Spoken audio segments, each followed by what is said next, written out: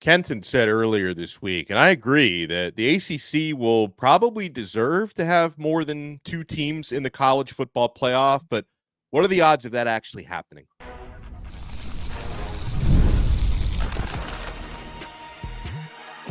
You are Locked On ACC, your daily podcast on the Atlantic Coast Conference. Part of the Locked On Podcast Network, your team every day. Shout out to the everydayers, and thank you so much for making Locked On ACC your first listen and your first watch today. We're available free wherever you get your podcasts. We're free on YouTube. We're part of the Locked On Podcast Network, your team every day.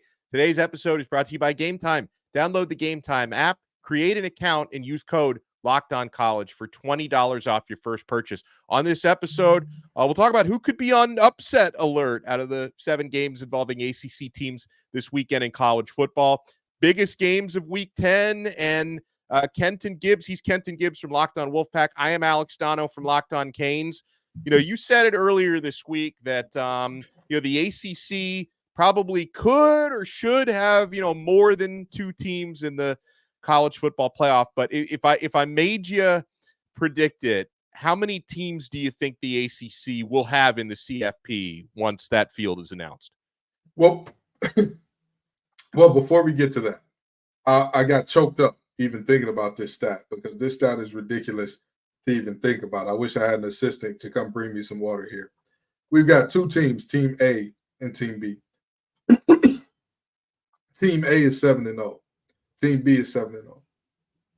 Team A has a 19-point per game victory margin. Team B has a similar 19-point per game margin of victory.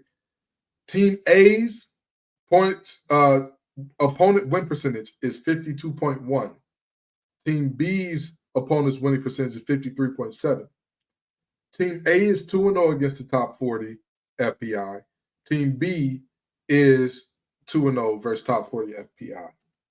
Now, hypothetically, if both of these teams both played in Power 5 or Power 4 conferences, what do you think the difference in ranking would be between those 2 teams, Donald, hypothetically? I mean, it shouldn't be much, right? A spot or 2? A spot or 2. Okay. Those 2 teams are Penn State and Pitt. Penn State is 3rd in the country. Pitt is 18th. That's crazy. Wow. When you talk about how many representatives will the ACC get, let's not, honestly and truly, in my heart of hearts, if somebody said, Ken, the Martians got the death beam pointed at the earth, right? The CIA got your mama. They pulling off toenails. They threatening the water border. What are you going to do about it? I'm going to say 2. But the reality of what it should be, we're talking about a Penn State team that we're looking at as the 3rd best team in the nation. And meanwhile, everybody keeps telling me if Pitt plays this team, if Pitt plays that team, they won't be fair. Who gives a damn what Vegas thinks? Wow.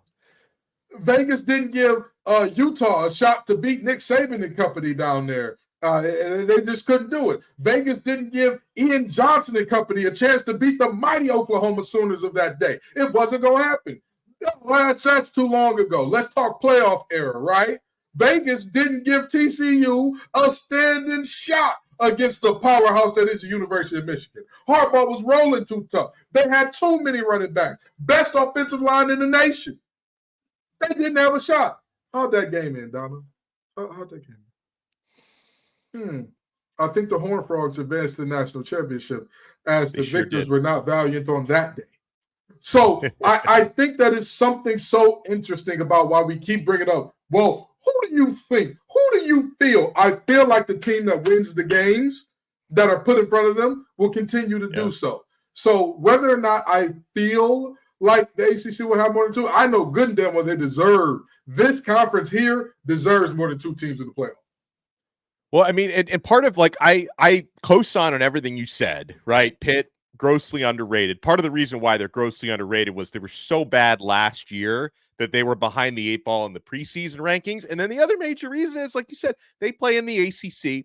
Penn State plays in the Big Ten. Now, Penn State's got Ohio State this weekend. So we'll see what happens in that one.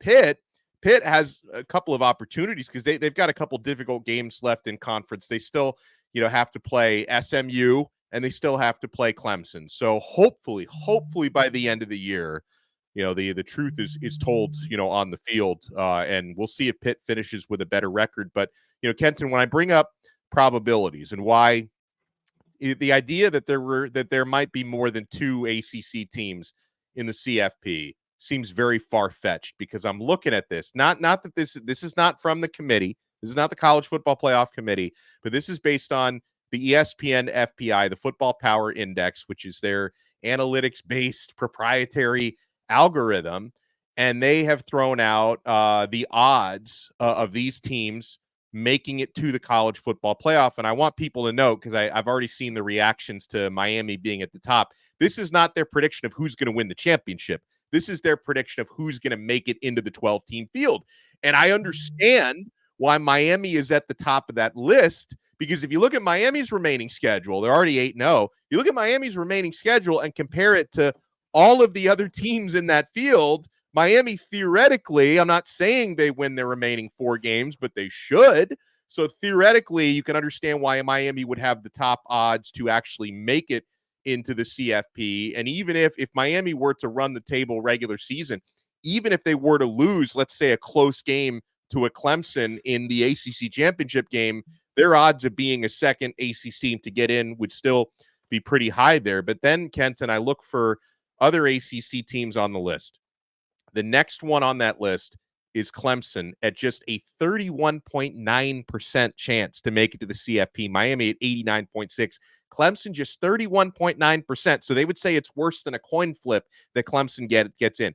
SMU, who also is, undefeated in conference, 1 loss. They're going to have a chance to maybe get into the ACC championship game, just 29.6%. Pitt, who's undefeated overall this year, just a 20% chance to get in. So, Kenton, the only team with a better than 31.9% chance, according to ESPN's FPI, is Miami. It doesn't sound like the ACC is going to get more than 2 in, if even 2.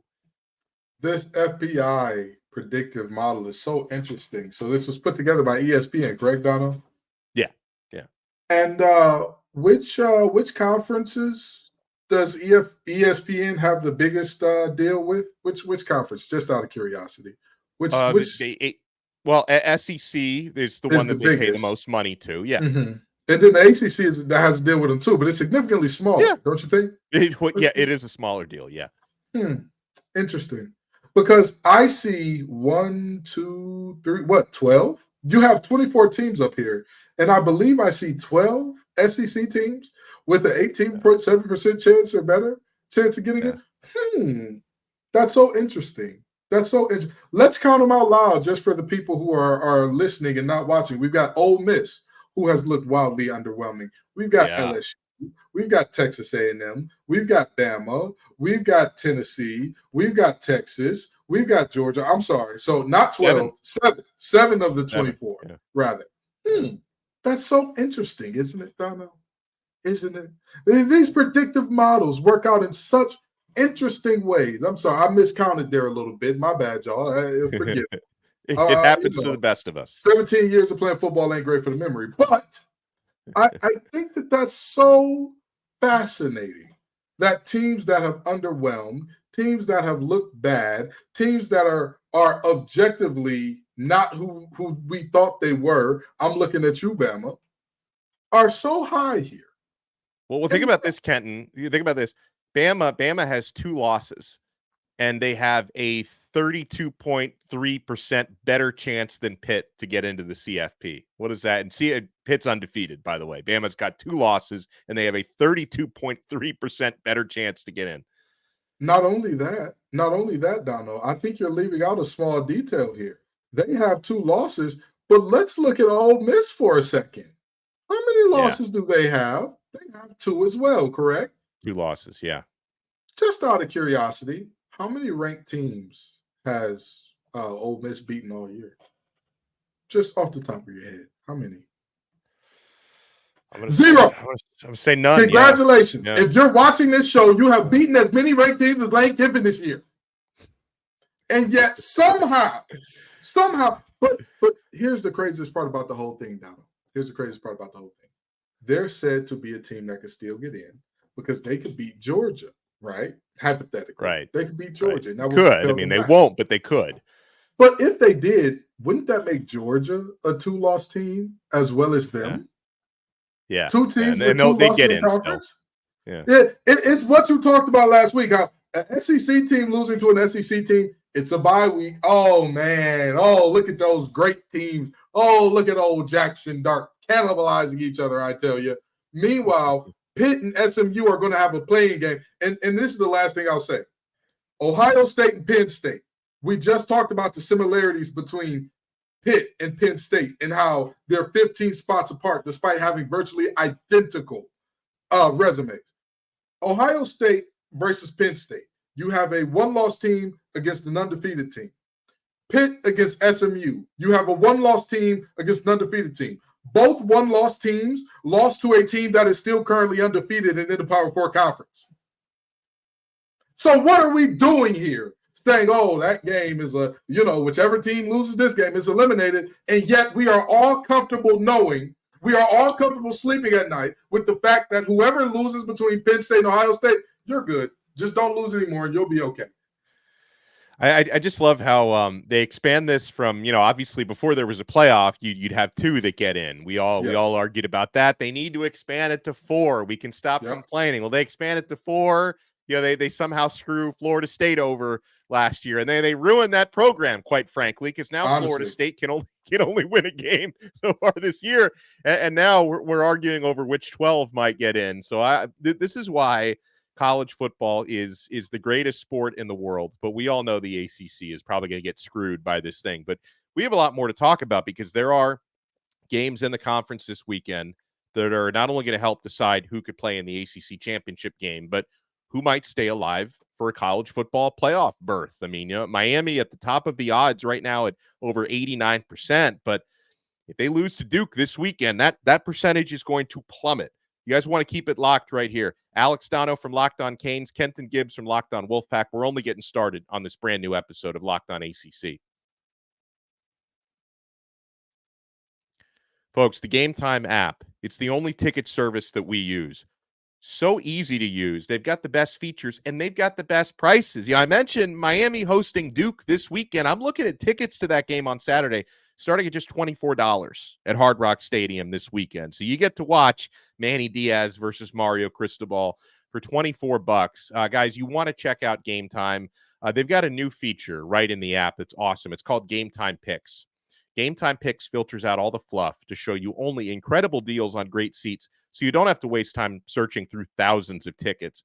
Guys, I love the all-in pricing feature on Game Time. It'll show you the total up front with no surprise fees at checkout. Get a panoramic view from your seat in the app before you buy. That's great not only for games, but also for concerts, comedy shows. You can see exactly what angle you're going to look at, to the stage, to the field, to the court. I'm telling you, folks, find out why Game Time is the best app for buying tickets. And if you're not convinced yet, we're going to give you $20 off your first purchase. Here's how. Download the Game Time app, create an account, and use our code LOCKEDONCollege, and we'll give you $20 off your first purchase. Terms apply. Again, create an account and redeem code LOCKEDONCollege for $20 off. Download Game Time today. What time is it? It's game time. Thank you so much for making Locked On ACC your first listen and your first watch today. For your next listen, make sure you check out our other shows. Kenton and Grayson do an awesome job hosting Locked On Wolfpack. I host Locked On Canes. Our teams are going to be involved in action this weekend, Kenton. And so NC State coming off the bye week, double-digit favorites, KG against Stanford. Outside of that great game that Stanford played at Syracuse, I don't know how much faith I have in the Cardinal. Do you think this is going to be another dub for C.J. Bailey and company? Yeah, I think C.J. Bailey keeps rolling. I look at Stanford, and I truly say, and I hate to say this about a team, they're a rudderless ship right now. Where's the direction? Where are they going, right? You want to say, well, hey, Alec Ironmanor and Ashton Davis have a special connection. Do they? Do they really? It's at times this season, nothing has gone right for them. And they got that bad case of can't get right-itis. Can't get out of their way, even in the worst of situations. And say what you want about NC State fans. They may be a little delusional. They may be a little ornery, but I'll tell you what, they are some of the most passionate fans in all the land. And they're going to show up for homecoming, especially with Stanford coming to town. And, you know, it's a trip across country. We've seen it already this year. Those cross-country trips produce some funky things. Teams, now I know Stanford got a win against Syracuse last time they came over to the East Coast, but you know, by and large, the team doing the traveling has wildly underperformed in these games against the spread, and they're already up against the spread -10. I mean, I'm sorry, +10 rather for them. +10, yeah. You know, if they underperform against that, what does that look like? That game is going to be 12 noon Saturday on ACC Network. We're kind of jumping around the schedule here a little bit, but another game. This one's going to be 7:30 on ESPN.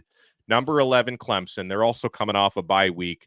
They're hosting Louisville, and Louisville is so talented. Yes. A lot of times this year they just can't get out of their own way. Now they did manage to, after falling behind 20-0 against Boston College, they did manage to churn out a big comeback last week to, you know, bounce back from that shootout loss they had to Miami the week prior. But like Louisville is super talented, but I totally understand why they're double-digit underdogs. The 11th ranked Tigers are 10.5-point favorites against Louisville. Here's a stat for you, Kenton. Clemson has won their last 15 home games when coming off a bye week. So they have always been, and you know, this is Dabo Sweeney era, and then a little bit on top of that, they have always been very prepared and rested. They've taken advantage coming off byes, and that's the situation they're going to be in against Louisville. I mean, not only that, Death Valley is still Death Valley. Let's not play around. Yeah. Let's not play with it. Let's not sit here and pretend like, oh, you know, they got drubbed by Georgia, so Death Valley lost its luster. It surely has not. And with that being said, I think that the Cardinals, if they find a way to pull this game out, that second half against Boston College will be the moment looked at as, hey, this is where they turned their season around. With that being said, I don't think they can. I think they're just up against too much of a buzzsaw. I think Clemson's playing some of its best football of the season right now. And you know, I look at this team and I say to myself, hey, do we look at them and say, you let up too much against Virginia, you're a bad team because of that? Or you let Florida State play you too close and you're a bad team because of that? To me, that tells me how good of a team that you are. I say the same thing about Miami a lot. The fact that we're saying, oh, teams are playing you too close. Well, damn it, that says something about how great that offense is. We know the struggles that they've had in the secondary and with tackling and whatnot. But the fact that teams being close is enough for us to look at you with a suspicious eye. That means you're doing phenomenal things, which cannot be argued against Dabo right now. He has proven all of us wrong. He has shut all of us up. No portal necessary. They're putting belt behind. Yeah, I actually I remember talking about this before the season started, that we were fascinated heading into the year to see how Clemson would do, despite the fact that they don't take transfers. I mean, I think they've taken 2 portal guys since the portal was invented. So it's, you know, they've taken a couple guys over the years, but not the way that every other major program does. So it's actually I think it's pretty neat that Dabo has found this much success, despite the fact that he has not embraced the modern era of college football. 3:30 p.m. Saturday on ESPN Network. Florida State Seminoles, can they find their second win of the year? They're 2.5-point underdogs at home against North Carolina. We know UNC can put up points. They can score. Florida State's got a good defense. UNC's defense has been shaky, but they're going up against one of the worst offenses in the country. Like, something's got to give in this one. And Kenton, forgive me for feeling like the more L's that the Seminoles have piled up this year, you can see. I feel like, you know, I know they haven't had like a huge rash of guys like opting out and literally quitting on the team, but it doesn't really seem like they've stayed engaged. I think they're in a bit of a spiral. You know, I was reading some comments from Mike Norvell earlier today saying, you know, he wasn't impressed by their practice on Wednesday. So it's like they don't really seem like they're active participants in their own recovery. So I can obviously understand why UNC is favored on the road. I don't know, you know, Florida State's defense can play, but their offense is so bad, Kent, and they probably will lose at home this weekend. Oh, they're absolutely losing this game. The Tar Heels are going to do a lot more than make sure Florida State doesn't cover that spread. Let me tell you why. Jacoby Criswell, while he is not perfect, is good enough to get you some offense. And not to mention, they've got some guy in the backfield. What's that kid's name? It's some funny language or another. I don't know. They eat beans and toast or something like that over there. Oh no! It's Omarion Hampton, one of the baddest rushers in all of the land. And I'm telling you this right now. The reality of this game is simple. Okay, when I look at this game, I see one problem that it will ultimately be Florida State's undoing that I can virtually guarantee in this one. Florida State, while they have not had guys opt out, if you watch their body language during the games, they have had guys quit. Yeah. They have had guys who are like, I mean, I'm here, I guess. I'm here. I can tell from the lack of effort, the amount of guys I see loafing to the ball, and the amount of guys I see making business decisions when it's time to tackle. Hello, Marion Hampton kid. Yeah. Just look at the season he's having. I mean, you brought up Omarion Hampton. The video viewers can see this graphic. And Florida State last week gave up 148 rushing yards to Damian Martinez at Miami. They gave up 230 total rushing yards to the Hurricanes. And now they've got Omarion Hampton, who is averaging 125.8 yards per game. He and Bashal Tutin are on top of the mountain right now in the ACC. They're the only two backs in the conference that are averaging over 100 yards, but Hampton 125.8. So a Florida State, like they've got a good pass rush and they've got a good passing defense, but they've been vulnerable on the ground, Kenton. This is not a good matchup for them going up against Hampton. Not at all. Run defense is all about effort and focus. Yeah. That's really more than anything else.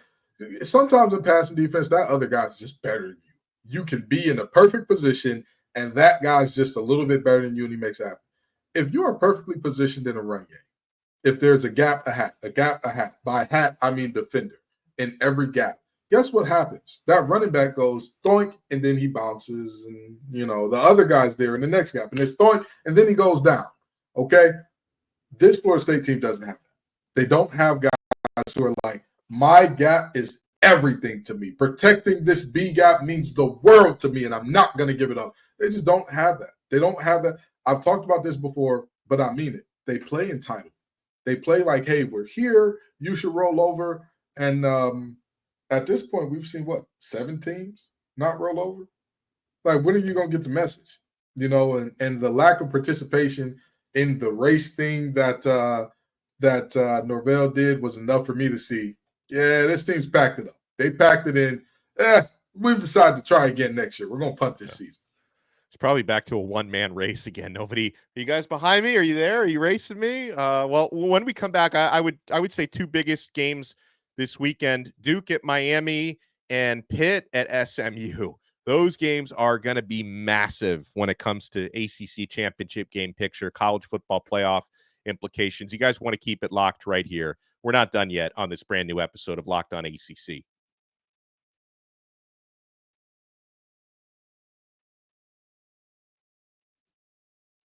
Thank you so much for making Locked On ACC your first listen and your first watch today. Make sure you also check out Locked On College Football. Spencer McLaughlin does an awesome job. Our guy Kenton co-hosts a show on that channel. Locked On College Football, available on YouTube and available free wherever you get your podcasts. When I look, Kenton, at Duke at Miami, there's obviously a lot that's going to go in Miami's favor there. The 2 dimensions of their offense, because Duke has been very good against the pass. They're number 12 in the country in pass defense. Obviously they haven't faced a passing offense like Miami's, which is second in FBS, first in Power 4. But Miami they were slowed down a little bit in the passing game against Florida State, but we saw Miami turn the running game on, and Duke is 88th against the run this season. So if Damian Martinez and Mark Fletcher can kind of pick up where they left off the last couple of weeks, that's going to be big for Miami's offense. And for Duke's offense, they've been inconsistent, Kenton, and there's some talent there. Malik Murphy has made some really big time throws and big time runs this year, but they haven't been consistent and they haven't been opportunistic. Like you think about all the opportunities in the short fields that they had when they produced 6 takeaways, I should say, against SMU last week, and they couldn't take advantage. Now, at the same time, they forced 6 takeaways against SMU. Maybe they can force a handful against Miami. I can understand why Miami is favored. I still think the number is very big. It's around 20 points. It's shrunk a little bit, so there must be some money coming in on Duke, but it's hard to imagine Miami losing this game outright at home. Losing outright is not happening. However, Miami has flirted with disaster all year. Yeah. There's a chart out here that says the average distance to go and how often the team converts their third downs, okay? Miami has the longest distance to go average with a conversion rate that puts them on the plus side. That nobody has more yards to cover than them, and yet consistently converts them to the point where they're technically outside of the wild football range. Here's the deal. They got to stay on schedule. They have to stay on schedule. You have to run the ball in this game. They have to do it. Dono's just pulled up the graph for me. They have to. There's a reason Miami is above everybody else here, because they complete third downs. They convert third downs at a higher percent than anybody. However, that average length to go, nah. Having 7 per is flatly unacceptable. They need to be able to use Martinez, to use Fletcher, to use the short passing game to keep themselves ahead of the sticks, and not just count on, hey, Cam Ward, go do the magic thing. Go do it. Because there's going to come a day, there's going to come a time. I don't care who you are, how great you are. Anytime you're relied upon to be a magician constantly, eventually that wand is going to run out of magic. And that's just the way it's going to go. So if they want to beat Duke, you have to stay ahead of schedule. With that being said, I think 20 is a crazy line. I think it's down to 18 now, something like that. Still a crazy line. Yeah, I think it's in the 19 range now, and what you're talking about with third down distance, especially important this week, because what does Duke's defense love to do? They love to blitz more than almost anyone in the country. They love to bring pressure. Manny Diaz, their head coach, who's a former great defensive coordinator, he loves to get into that lab and experiment disguising his pressure. Blitz better than anybody. Yeah, they do. Yeah, so it's especially important this week. And listen, I agree. In the 20 range, 19-20, it does seem like a high number, but I can understand why Miami would be double-digit favorites. Another team who's favored by more than a touchdown, not double digits, but 20th ranked SMU hosting number 18 Pitt. Now, I think it goes without saying, SMU needs to play a lot better than they played against Duke last week. If you commit 6 turnovers, you can't roll the dice like that 2 weeks in a row against a Pitt team that I believe is significantly better than Duke. And you saw what Pitt was when it came to forcing turnovers. You saw what Pitt did against Syracuse. 5 interceptions, 3 pick sixes in the game. How do you think this one's going to play out, Kenton? Because honestly, I am open-minded to any outcome in that game. Like I can understand, I guess, why SMU is favored, but Pitt has defied the odds all season long. Y'all know how much I love SMU. Still waiting for my dog Sherwood Blunt to get free, Still waiting on all those boosters from the Pony Excess to get free, With that being said, there's blood in the water. That's the most human Kevin Jennings has looked all season.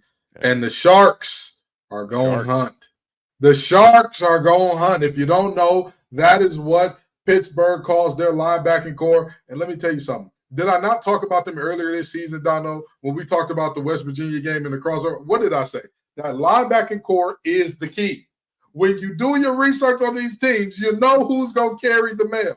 And that linebacking core will carry the mail in this game. And here's the most interesting thing about SMU. We talked about their wide receiving core and all that, but they have been doing it by and large by having a very balanced attack. Rashard Smith, one of the leading rushers in the ACC. Kevin Jennings, one of the leading rushers among quarterbacks in the ACC, despite him not starting a lot of games here. We are looking at a situation where SMU's offense, Rhett Lashley has done a phenomenal job of saying, you know what? I don't have to outsmart myself. We have the players to just stay on schedule, just go ahead, do what we need to do. We'll run the concepts that we like a lot through the passing game, but we don't want to put ourselves in positions where we got to hit bomb after bomb after bomb, where we got to ask Kevin Jennings go do magic, because his wand has a lot less expecto patronum than Cam Ward's, okay? So we're not going to do that to him. With that being said, I believe, again, the Sharks will hunt in this game.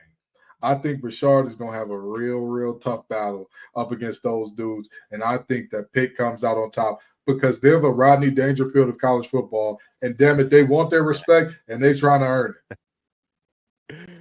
Oh, man. Well, I'm looking forward to it. Big slate of games this coming weekend. He is Kenton Gibbs from Locked On Wolfpack. Follow him on X at TGIF_Kenton. I am Alex Dono from Locked On Canes. Follow me at Alex Dono. We'll have the squad together tomorrow, so you guys want to keep it locked. We'll talk to you then on another episode of Locked On ACC, part of the awesome Locked On Podcast Network. Your team every day.